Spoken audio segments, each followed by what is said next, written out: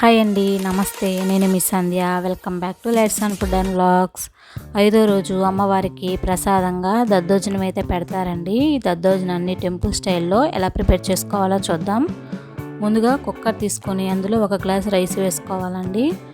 ఆ తర్వాత కొద్ది వాటర్ పోసుకొని 2-3 సార్లు శుభ్రంగా క్లీన్ చేసుకోవాలి. ఆ తర్వాత 1 గ్లాస్ రైస్కి 3 గ్లాసులు వాటర్ పోసుకోవాలండి.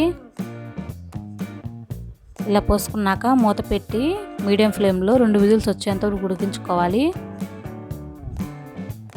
రైస్ అయితే ఉడికిపోయిందండి. ఇప్పుడు ఈ రైస్ని కొంచెం మెత్తగా స్మాష్ చేసుకోవాలి.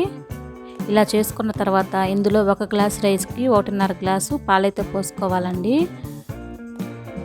వేడి పాలే పోసుకోవాలి. ఇలా పోసుకున్నాక కలుపుకొని కొంచెం ఈ పాలు అనేది చల్లారిందాక పక్కన పెట్టుకోవాలి.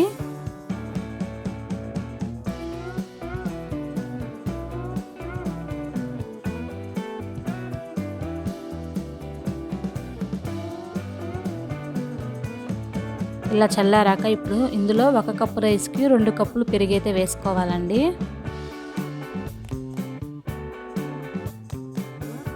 ఇలా వేసుకున్నాక మొత్తం కలిసేలాగా కలుపుకోవాలి.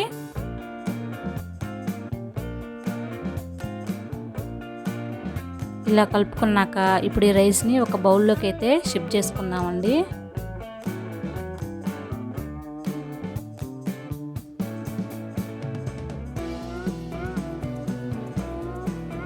ఆ తర్వాత తాలింపు అయితే పెట్టుకోవాలండి. స్టవ్ ఆన్ చేసి కళాయి పెట్టుకొని అందులో 2 టేబుల్ స్పూన్ ఆయిల్ వేసుకోవాలి. ఆయిల్ హీట్ అయ్యాక 1 టేబుల్ స్పూన్ మినపప్పు, 1 టేబుల్ స్పూన్ పచ్చెనపప్పు, 1/2 టేబుల్ స్పూన్ జీలకర్ర, 1/2 టేబుల్ స్పూన్ ఆవాలు వేసుకోవాలి. ఇవి ఫ్రై అయ్యాక సన్నగా తరిగిన అల్లం ముక్కలు అయితే వేసుకోవాలండి. ఆ తర్వాత 2 పచ్చిమిర్చిని ఇలా చిలుకలుగా కట్ చేసి వేసుకుంటున్నాను. అందులోనే 1 ఎండుమిర్చిని కూడా ఇలా ముక్కలుగా కట్ చేసి వేసుకుంటున్నాను. కొద్దిగా మిరియాలు వేసుకోవాలండి. ఆ తర్వాత కొంచెం కరివేపాకు వేసుకొని ఫ్రై చేసుకోవాలి. ఇవన్నీ ఫ్రై అయ్యాక ఇప్పుడు ఈ తాలింపుని అయితే దద్దోజనంలో వేసుకొని కలుపుకోవాలి. అలాగే రుచికి సరిపడా సాల్ట్ వేసుకొని మొత్తం కలిసేలా కలుపుకోవాలండి.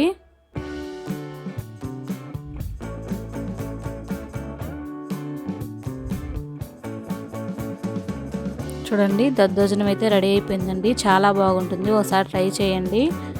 ట్రై చేసి ఎలా ఉందో కామెంట్ చేయండి. అలాగే ఈ వీడియో కనుక మీకు నచ్చినట్లయితే లైక్ చేయండి, షేర్ చేయండి, సబ్స్క్రైబ్ చేసుకోండి.